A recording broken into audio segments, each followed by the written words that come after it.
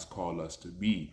Okay, and that is just the work of the enemy, who is an adversary and who is someone who really don't want you to become the person that God has created you to be. So Moses, had his unique development, and it was all part of God's plan. Okay, so the time had come when God began to speak to Moses directly. Okay, and this is seen in the burning bush, right?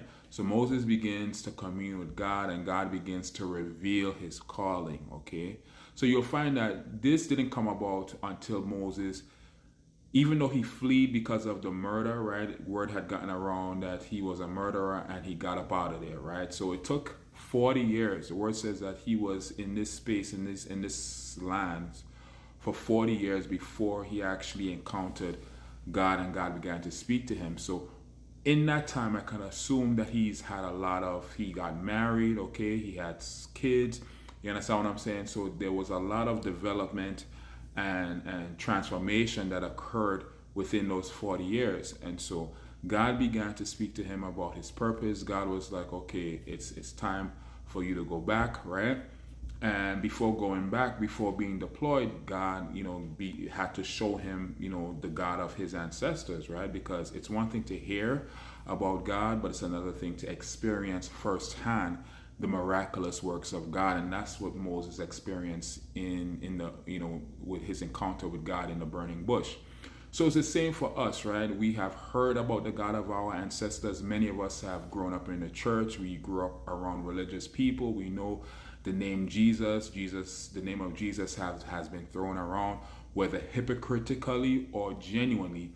We have been familiar with God and Jesus. However, we've never had our personal encounter with God where we know for sure that God is God and there is no other. So if you are one of those people who you know what I'm talking about, we can't relate here. But for those of you who don't know and you're desiring to encounter a supernatural experience with God, I pray in the name of Jesus that this video will continue to inspire your interest, and at the appointed time, God will reveal himself to you as he did with Moses and as he did with me.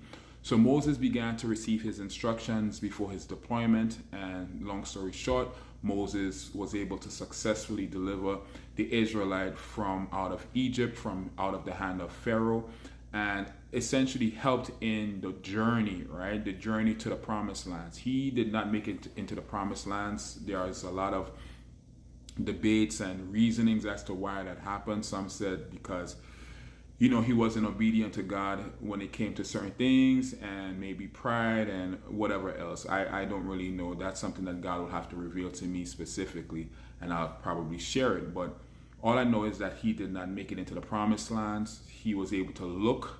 He was able to have a vision of it, but it was Joshua and the younger generation who was able to go in there.